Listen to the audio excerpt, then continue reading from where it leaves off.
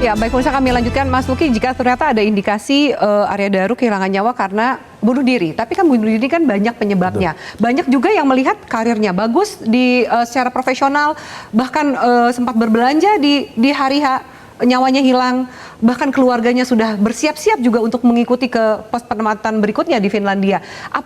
Bagaimana menjelaskan bahwa mungkin saja ada dorongan itu? Ya, dalam konteks memang korban yang ditemukan tidak wajar ini, saya tertarik kepada 3 aspek juga. Yang pertama, saat kemudian kita kerucutkan lagi apakah memang ada keterkaitan dengan stres burnout dalam konteks pekerjaan. Maka dalam konteks ini yang akan sangat dirugikan, apalagi ini sudah menjadi konsumsi nasional, ada Kementerian Luar Negeri. Bagaimana tekanannya, bagaimana penempatannya, atau misalnya ada tekanan-tekanan dari relasi kuasa yang terjadi di antara dunia pekerjaan. Yang kedua, gradasi yang kedua adalah dalam konteks keluarga. Tentu ini bisa menjadi pukulan telak dan tentu kita tidak bisa mendahului penyidik dalam hal ini, bagaimana kemudian upaya-upaya keluarga untuk dapat mempertahankan, atau kemudian istri yang melakukan pengecekan secara berkala kepada suaminya meskipun dalam kondisinya sudah cukup larut seperti itu. Yang ketiga yang bisa kita gradasi berikutnya ada sirkel pertemanan.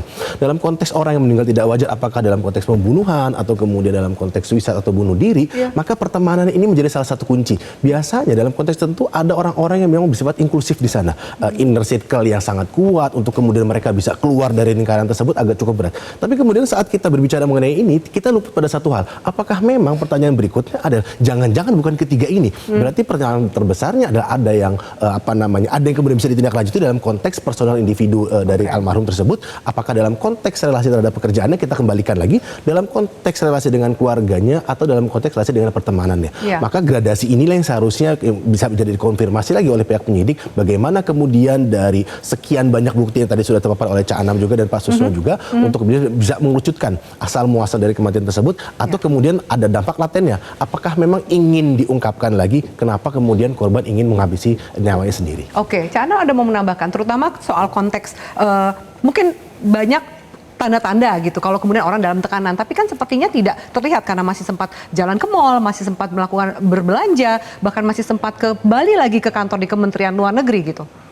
Sebenarnya apapun kondisinya, pasti ada satu momen untuk men-trigger. Nah, salah satu momen untuk men-trigger yang paling penting adalah komunikasi terakhir. Ya, itu akan membawa dampak, bisa jadi efeknya traumatis ke belakang dan sebagainya. Makanya rekam jejak digitalnya menjadi relevan dalam konteks momentum trigger ini. Kan komunikasi terakhir dengan pihak keluarga, pihak istri. Apakah itu menjadi momentum yang menjadi trigger? Nanti biar dijelasin sama Polda Metro. Karena tidak hanya dengan keluarga. Ya, semoga besok juga bisa diungkapin sama Polda Metro ya. Tapi itu momentum terakhir itu jadi sangat penting juga untuk menjelaskan kenapa kok pilihannya kematian gitu ya. Apapun latar belakangnya, tapi itu bisa membuka kalau tarik ke belakang itu banyak hal yang bisa dibuka ya. Itu satu. Yang kedua, kami sebagai Kompolnas mengucapkan terima kasih sebenarnya kepada semua pihak, publik, netizen dan lain sebagainya yang bersuara terhadap kasus ini. Tapi juga berharap banyak untuk ayolah kita mulai mengisi ruang publik kita ketika kita berkomentar dan sebagainya. Jejaknya menjejak itu pada fakta-fakta yang ada. Walaupun juga terbatas. Nah, karena faktanya juga terbatas, ya komentarnya juga bisa terbatas. Sumbang kami ya pengawasan ini dengan keberanian Anda untuk bersuara. Tapi keberanian Anda untuk bersuara, ayo kita letakkan pada rekam jejak faktual. Kalau kebanyakan analisis asumsi nanti kemana-mana. Spekulasi malah menjadi bola liar. Tapi kalau rekam jejak faktual itu sangat membantu. Minimal bukan membantu Kompolnas, tapi membantu keluarga korban yang kehilangan, yang mendapatkan peristiwa kejahatan, atau membantu polisi agar polisinya pada koridor yang profesional. Nah, tradisi ini yang saya kira penting untuk kita ingatkan untuk kita semua. Asumsi-asumsi ini sejauh mana mempengaruhi keluarga korban? Karena Cak juga sempat ke Jogja bertemu dengan keluarga korban.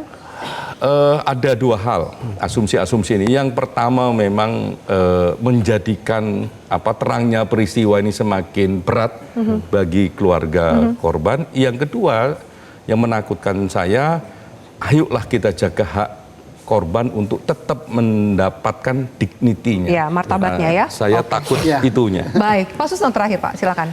Pertama, saya sangat sependapat dengan Pak Hairul Anam ya, selaku Kompolnas, dan saya juga menghimbau pada netizen. Terima kasih komentar dan apa-apa itu sangat bagus untuk mendukung polisi, walaupun kadang-kadang bertentangan dengan apa-apa itu memacu polisi untuk mengungkap. Ya. Tapi setelah terungkap dengan berbagai alat-alat bukti yang tak terbantahkan, mari kita berpikir rasional dan juga dengan tetap menghormati hasil kerja polisi, menghormati keluarga, Ya. dan kita menjaga keluarga yang dalam duka cita untuk sama-sama kita tidak membuat asumsi yang macam-macam. Justru menguatkan keluarga almarhum gitu ya untuk menghadapi situasi duka ini. Ya, Baik. bahwa artinya peristiwa seperti ini bisa menimpa siapa saja. Baik. Ya. Terima kasih banyak Pak Susno, Mas Nuki, Cak Anam untuk diskusi kita pada malam hari ini. Semoga bermanfaat untuk pemirsa dan kita nantikan rilis dari polisi esok hari. Pemirsa, di balik kamar yang terkunci memang ada pertanyaan yang belum terbuka. Publik masih menanti apa penyebab hilangnya nyawa. Polisi memang tidak boleh tergesa, namun juga jangan terlalu lama jika tak mau asumsi semakin kemana-mana. Yang ditunggu adalah rilis pengungkapan berisi kebenaran. Kita nantikan besok kebenaran seperti apa yang akan diungkapkan oleh kepolisian. Saya Effie Malik undur diri. Selamat malam, sampai jumpa.